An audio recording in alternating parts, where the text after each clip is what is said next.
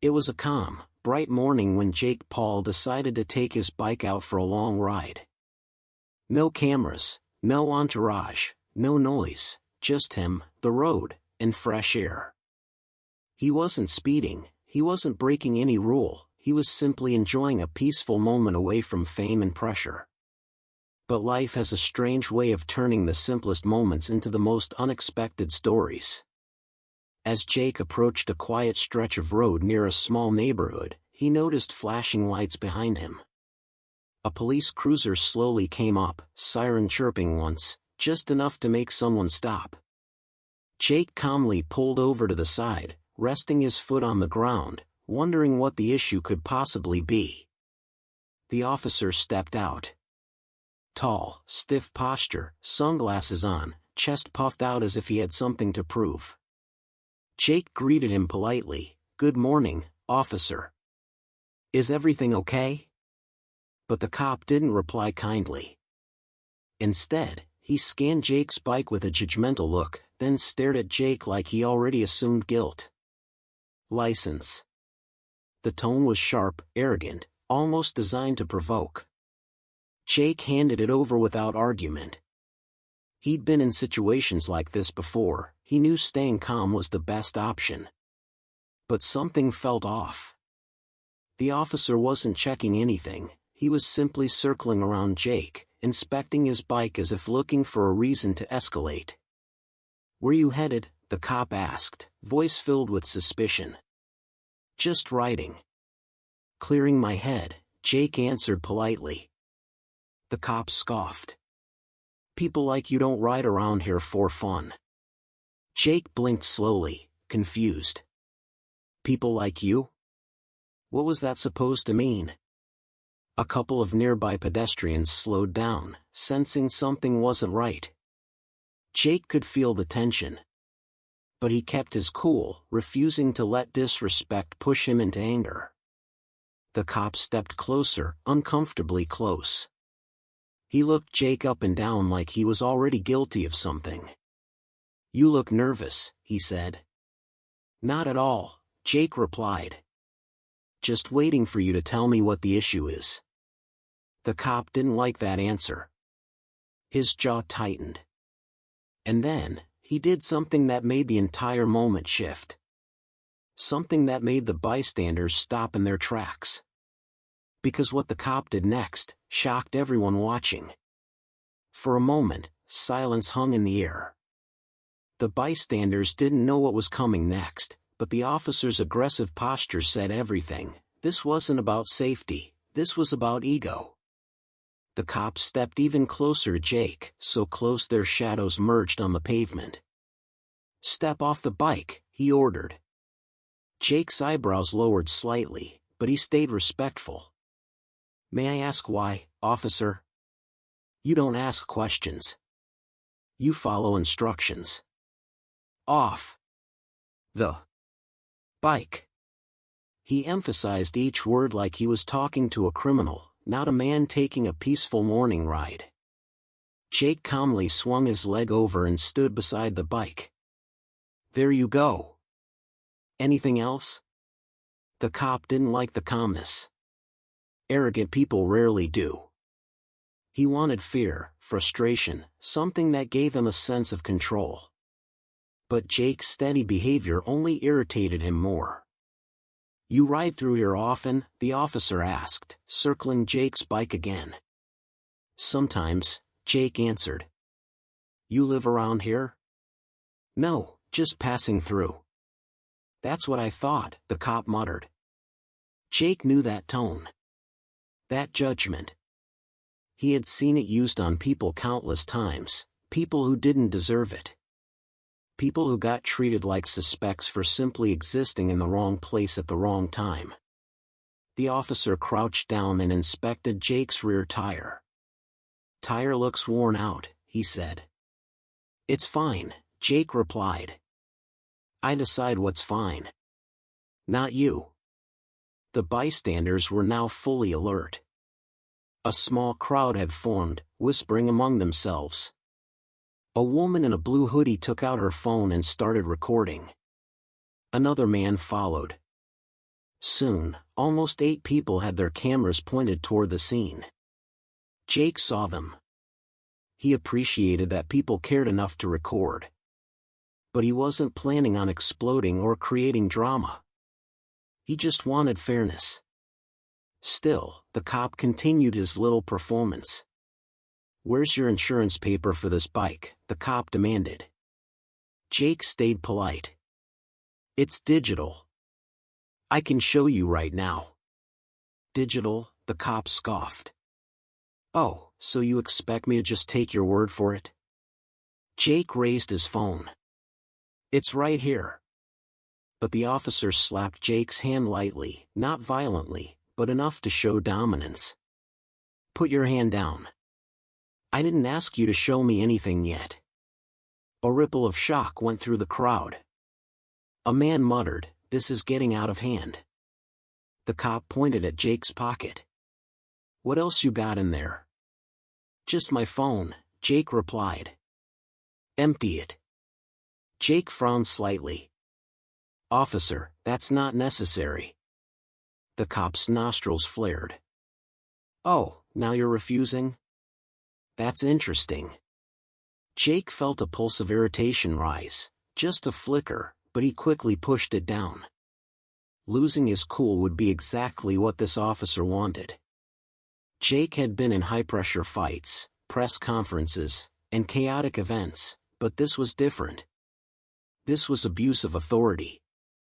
And he wasn't going to let himself become the villain in someone else's narrative. Then, the cop leaned in again. "What are you hiding?" Jake exhaled slowly. "Nothing. You're escalating a simple stop." The officer laughed sarcastically. "Simple? Nothing about you looks simple." Jake didn't know what that meant, but the crowd did. Phones kept recording. People were now openly discussing the situation. "That officer is way out of line. He's pushing him for no reason. He's being aggressive since the start." Jake looked at the nearest camera and gave a tiny shake of his head, like he was silently telling them, "Don't worry. I'm okay." But the moment was heating up. And then Jake, remembering his audience and wanting them to feel included in this unfolding story, added a small engagement moment in his narration.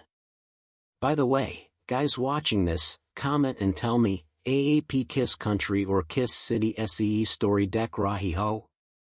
I really want to know where you're tuning in from." It was a soft line, but it helped break tension, just for a second.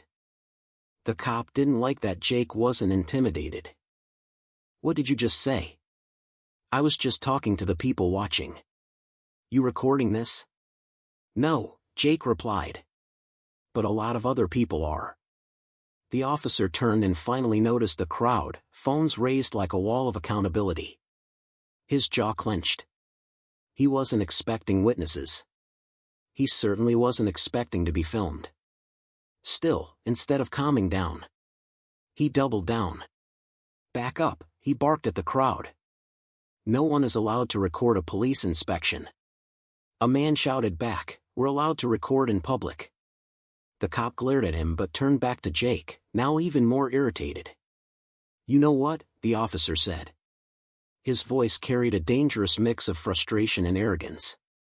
"I think you're resisting." Jake blinked. "How am I resisting?" "You're questioning me. You're making this difficult." "I've answered every question. I stepped off the bike when you asked. I haven't raised my voice." The officer leaned forward, inches from Jake's face. "You think you're smart?" "No," Jake said calmly. "I think I'm just being treated unfairly." The cop's eyes twitched with anger. Then, he did something so irrational, so unnecessary, that the crowd gasped in disbelief.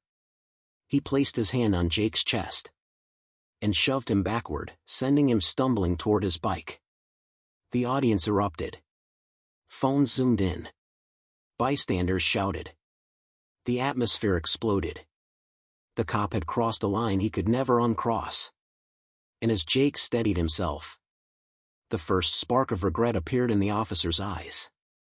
Because he had just pushed the wrong person. For a moment, time froze. Jake stood there, steadying himself beside his bike, his hand gripping the handlebar as he tried to absorb what just happened. The officer hadn't just crossed a line, he had sprinted past it. The shove wasn't an accident. It wasn't a slip. It was pure ego, wrapped in abuse of power. The crowd reacted instantly. "Yo! What are you doing? That's uncalled for. We're recording everything." Phones moved closer. Voices got louder. The air buzzed with shock and anger. The officer straightened his uniform like he was the victim of disrespect. Jake took a slow breath. He could feel adrenaline rising in his chest, the same tightness he felt before walking into a ring. But here, he wasn't battling an opponent, he was battling injustice. He wiped a bit of dust off his jacket and looked up at the cop. "I don't know why you pushed me, but this is not okay," Jake said calmly. "Don't backtalk me," the officer snapped. "You're resisting." The crowd erupted again. "He literally didn't do anything. You shoved him first. This officer is out of control." But the cop ignored every voice except his own. "Turn around," he barked. "For what?" Jake asked. "For resisting." Jake couldn't believe it. Resisting? He had done everything politely since the moment the cruiser pulled behind him. Yet here he was, being treated like he started the problem. Jake took a step back, not out of fear, but to put space between them. "I'm not turning around," he said, voice firm but controlled. "You assaulted me," the cop snapped. "You shoved me," Jake corrected. The officer's hand twitched, like he wanted to shove him again. The crowd murmured. "Do it again. We dare you. You'll lose your badge today." He pushed him unprovoked. Jake raised a hand softly, reassuring the crowd. "It's okay. I'm fine." But when he lowered his hand, he looked straight into the camera of the nearest bystander. And something in his eyes told the world. "I'm not letting this slide." The cop stepped forward, finger pointed at Jake's chest. "You think you can talk to me like that? You think you're special?" Jake held eye contact. "No. I think I'm a human being. And I think you're supposed to treat people with respect." The crowd applauded. A few whistles cut through the tension. That only enraged the officer more. "Everyone needs to back up. Now," he barked. But no one moved. No one blinked. Everyone's camera stayed up. Seeing the cop spiral deeper into anger, Jake switched into a calmer tone, the type he used when trying to diffuse heated MMA weigh-ins. "Look, officer," he said gently, "let's just talk this out." "There's nothing to talk about," the cop snapped. "You're resisting and you're under suspicion." "Suspicion of what?" Jake asked. The officer hesitated. He didn't have an answer. "You don't tell me how to do my job," he snapped. "But you're not doing it," a woman shouted from behind. A wave of murmurs supported her. Jake took a deep breath and, remembering his viewers, turned slightly toward the camera and said, "Guys, honestly, what would you do if you were in my place right now? Seriously, comment below. Is staying calm the right move, or should I speak up more?" The engagement melted into the scene naturally, like Jake was sharing the moment with millions watching. And the crowd loved it. But the cop? The cop hated it. "You recording a video?" he sneered. Jake shook his head. "I'm talking to the people watching.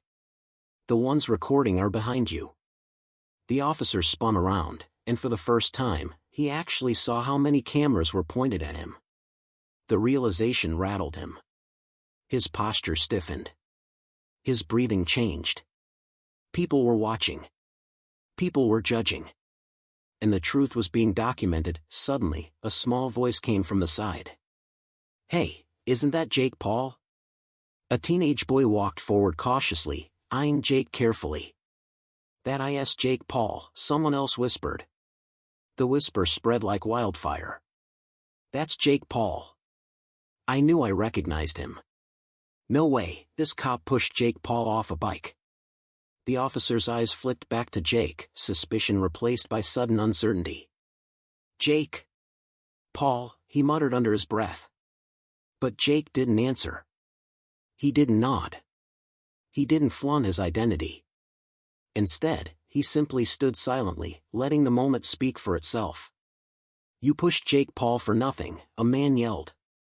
Bro, you're going viral today, badly, a woman added. The officer's face tightened, his arrogance beginning to crack under the weight of reality.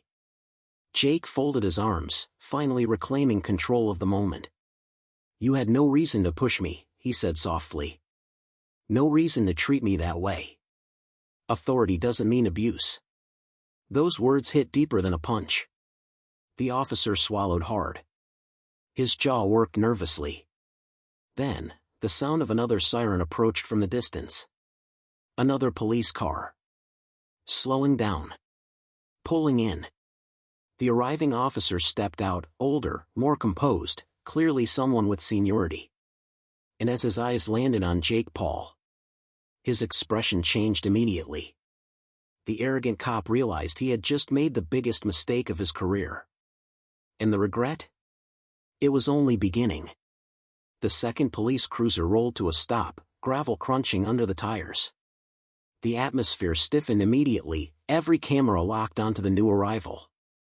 People whispered anxiously, wondering who this officer was, and whether he would make things better or worse. The door opened, and a senior-looking officer stepped out. His stance was different, no ego, no chest puffing, just calm authority. He glanced at the crowd first, noticing their raised phones, their tight expressions, their anger. Then his eyes settled on Jake. A moment of recognition flashed across his face. Wait, he murmured, almost under his breath. No. It can't be.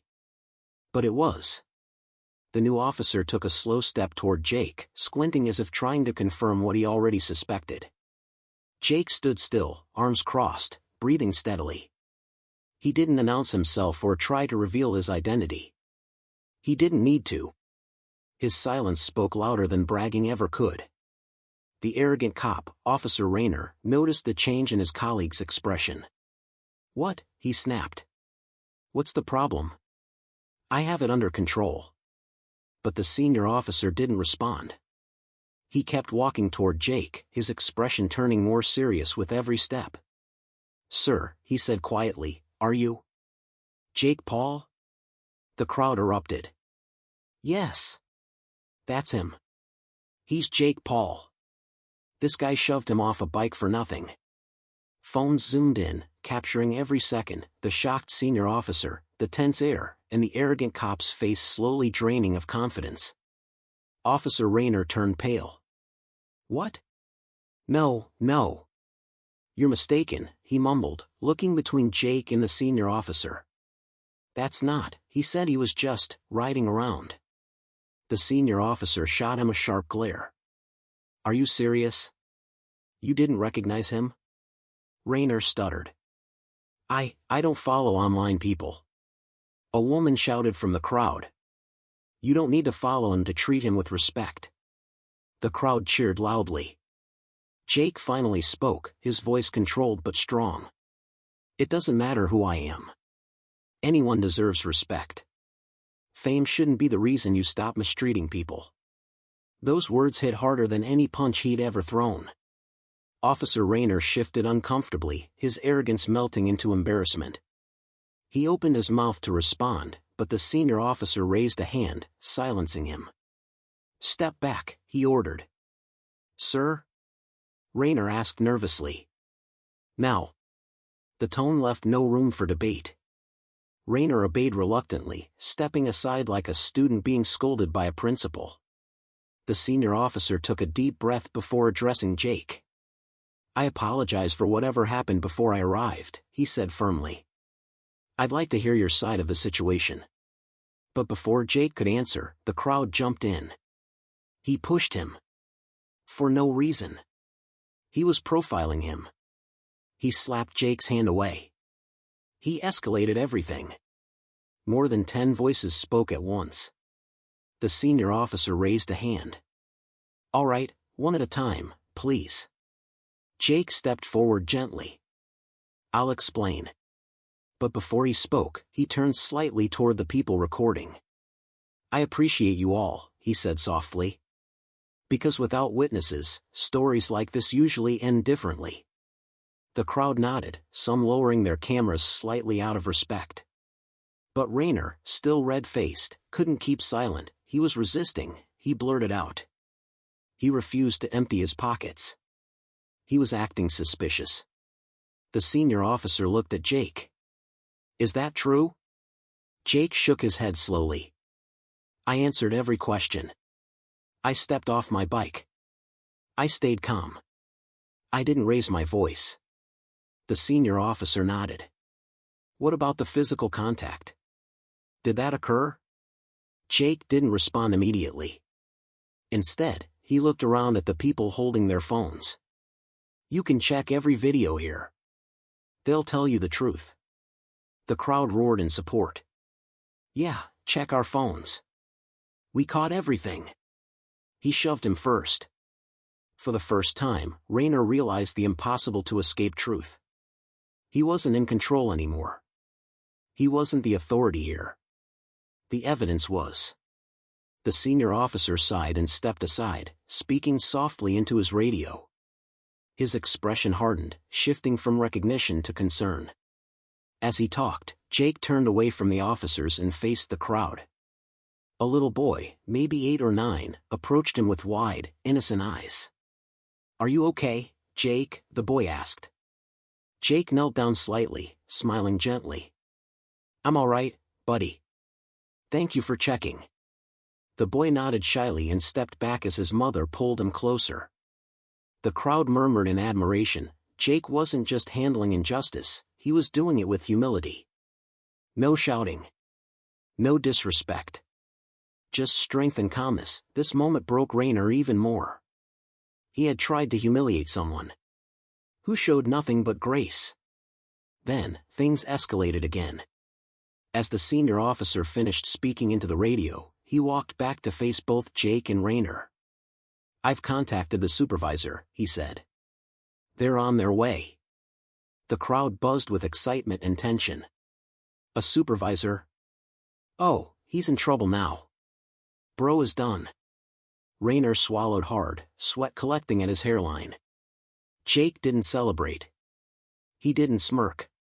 He didn't say "I told you so."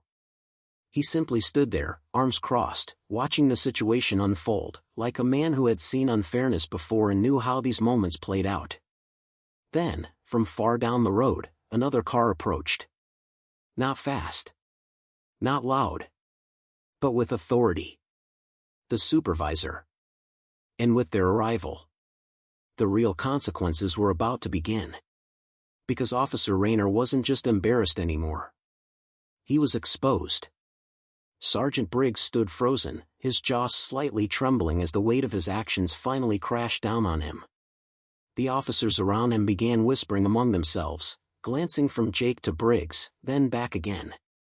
The entire station felt tense, like the air had thickened with guilt, regret, and a sense that everything was about to change. Jake didn't say a word at first. He simply looked at Briggs with a calm expression, the same kind of expression fighters carry into a ring before the first punch is thrown, controlled, measured, unreadable. And that made Briggs even more uncomfortable. Because for the first time, he wasn't dealing with some kid on a bike. He was dealing with a man whose reputation had reached across continents, and a man Briggs had just assaulted on camera. Lieutenant Harris, the supervising officer, finally broke the silence. "Briggs, do you have any idea what you just did?" Briggs swallowed hard. I didn't know. He wasn't cooperating." Jake raised an eyebrow. "Not cooperating? You shoved me off a stationary bike, man. I wasn't even moving." Several officers looked away, embarrassed. Harris exhaled deeply. "Jake, give me a moment with him." Jake nodded and stepped aside, but he didn't go far. He wanted to see this play out. And frankly, he had every right to.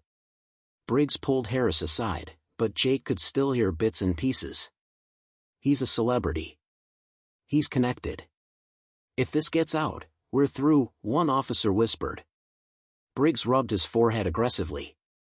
This was supposed to be a routine stop. Now it's a nightmare. Harris crossed his arms, voice sharp. No, Briggs.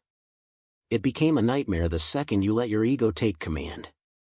Routine stops don't involve shoving people without reason. Briggs lowered his head for the first time, something no one in the department had ever seen. Jake finally stepped forward. Look, I'm not here to ruin careers. I just want accountability.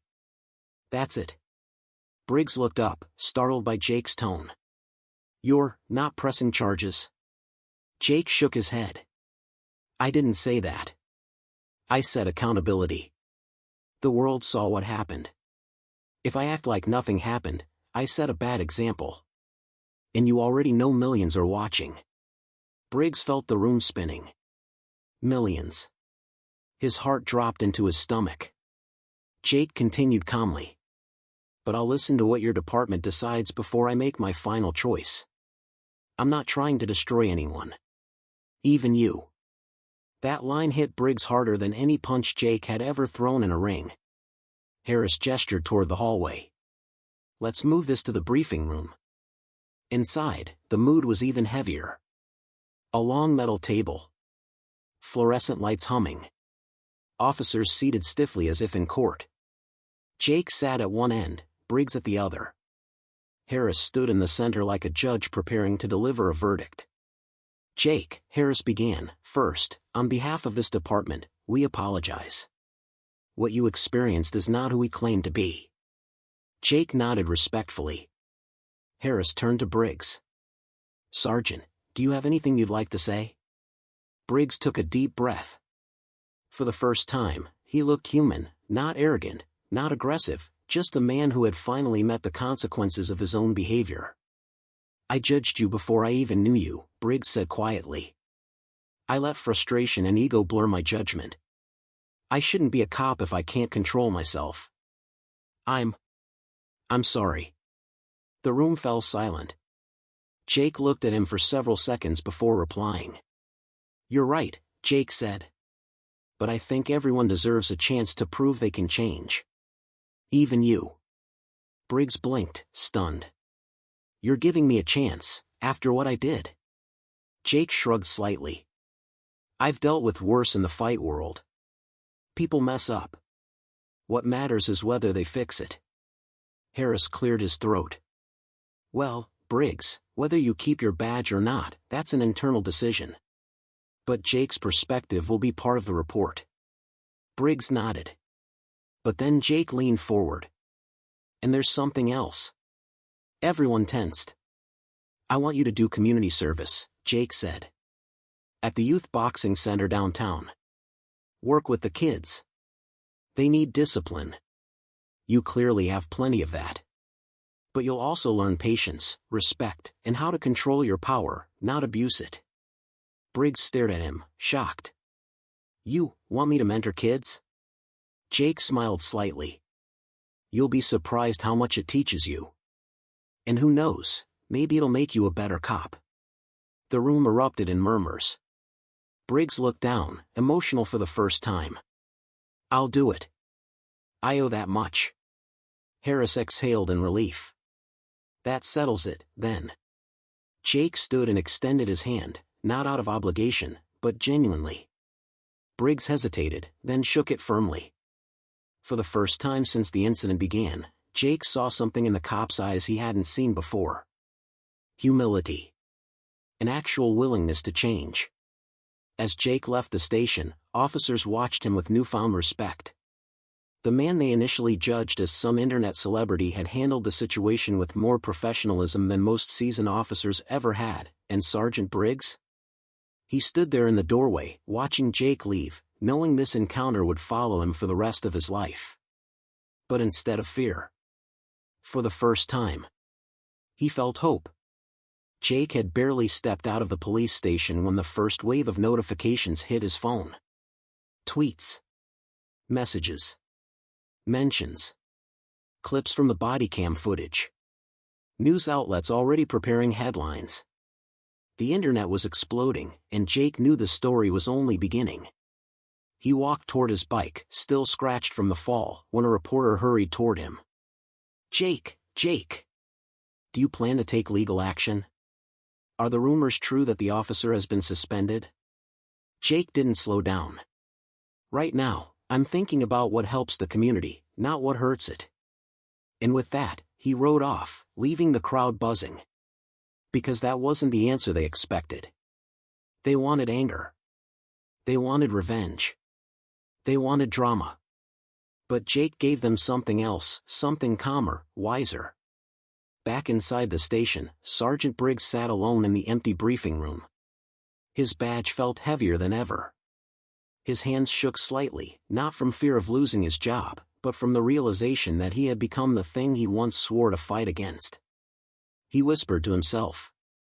How did I get here? But the answer was already forming. Years of pressure. Years of thinking authority meant dominance instead of responsibility. Years of ignoring small mistakes until they grew into something this big. Harris stepped inside quietly. You all right? Briggs didn't look up. No. But maybe that's what I need. Harris nodded. Reckoning comes for all of us eventually. The youth boxing center had never felt so alive. Parents, kids, trainers, even a few local reporters, stood around the ring watching two men who once clashed in anger now working together in humility. What had started as a moment of arrogance on the side of the road had transformed into a lesson the entire community would remember. As Jake handed Briggs a bottle of water, the former officer wiped the sweat from his forehead and sat down on the bench, catching his breath. Didn't think boxing would be this hard, Briggs admitted with a tired smile. Jake chuckled. It's not supposed to be easy. That's why it teaches discipline. One of the younger kids approached Briggs shyly. Sir, will you be coming back again? Briggs nodded without hesitation. If Jake will have me, yeah.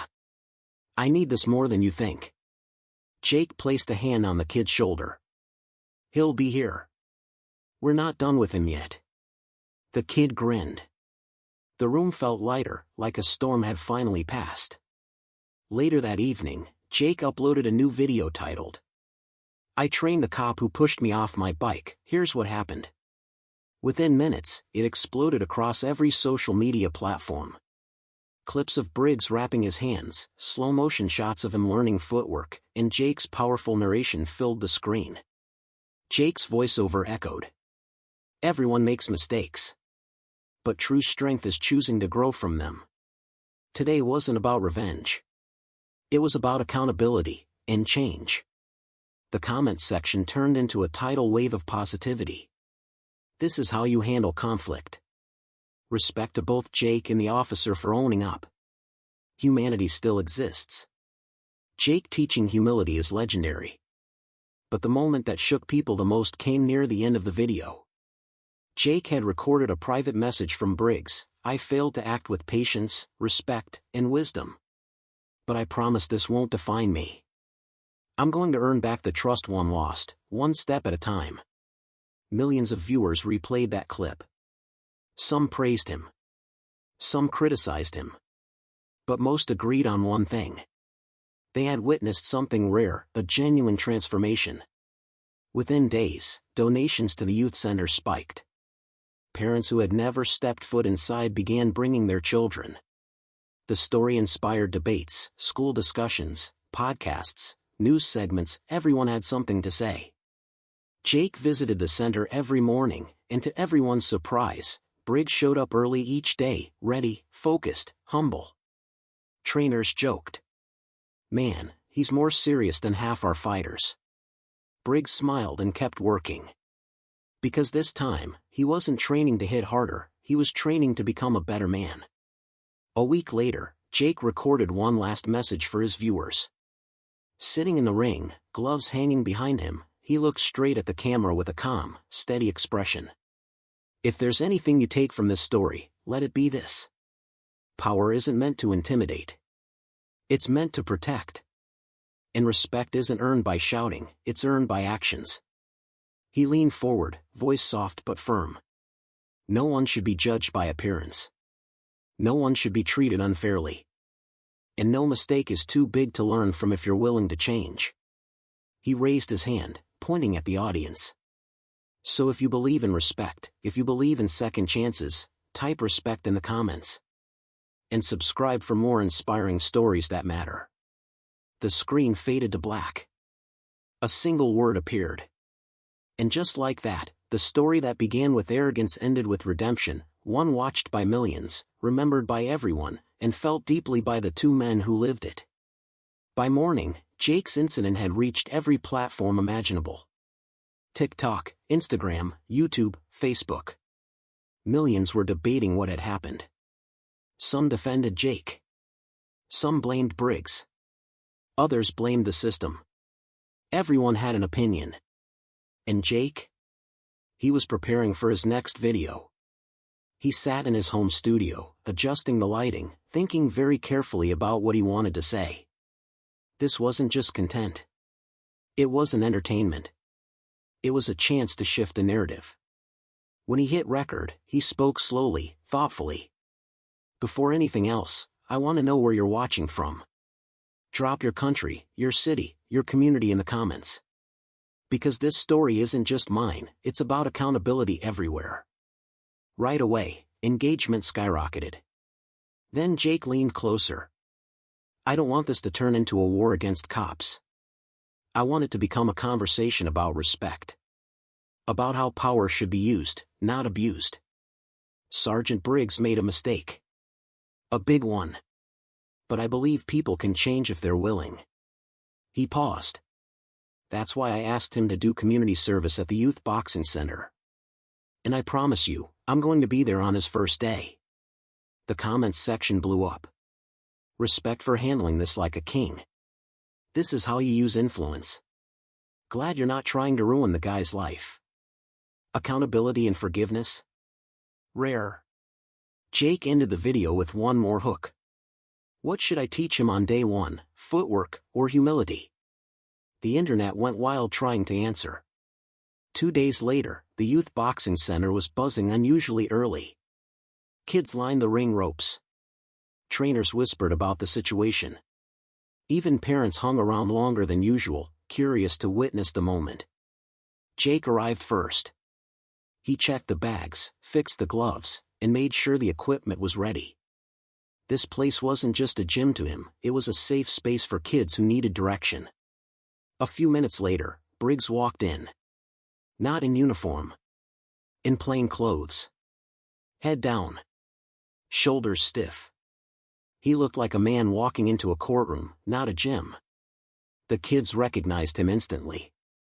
That's the cop who pushed Jake. Is he in trouble? Why is he here? Briggs winced, but Jake stepped forward quickly. Hey, relax. He's here to help. The kids looked at Jake, then at Briggs, still unsure. Jake continued. We all make mistakes. What matters is how we fix them. Briggs swallowed hard. Kids. I didn't treat Jake the way I should have. And I don't want to be that kind of person anymore. A few kids nodded. One even said, It's okay, sir. Everybody messes up. Briggs exhaled in relief. Jake clapped his hands. All right, we're gonna start with the basics. Briggs, wrap your hands. Briggs looked at the long rolls of fabric like they were a puzzle. I actually don't know how. Jake grinned. That's why you're here. He walked over, guiding Briggs through the motions. You don't just wrap hands to protect your knuckles. You do it to protect the hands of the people you train with. Responsibility begins here. Briggs listened carefully, absorbing every word. When they stepped into the ring, Jake tapped the mat. Footwork first. Briggs nodded and began shifting left, then right. His movements were stiff, unbalanced, like a man still fighting himself internally. You're thinking too much, Jake said. Fighting isn't about ego. It's about control. The moment you lose control, you lose the fight. Same goes for the badge. Briggs froze mid-step. Those words struck him deeply. Jake continued. You used force on me because you felt challenged. But strength isn't proven by dominance. It's proven by patience.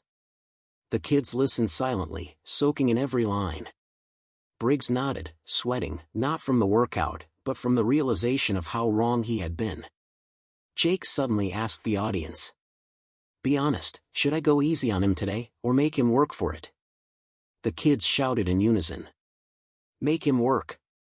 Briggs laughed nervously. Great, the breakthrough. As training continued, something unexpected happened. Briggs improved. Not quickly. Not perfectly. But genuinely. He listened. He tried. He respected the process. And Jake noticed. After an hour, Jake stepped out of the ring and looked at Briggs thoughtfully. You know something? You're not a bad student. Briggs smiled slightly. And you're not as intimidating as people say. Jake smirked. Give it time. For the first time since the incident, both men shared a moment of mutual respect. Not performer and officer. Not celebrity and cop. Just two men trying to be better.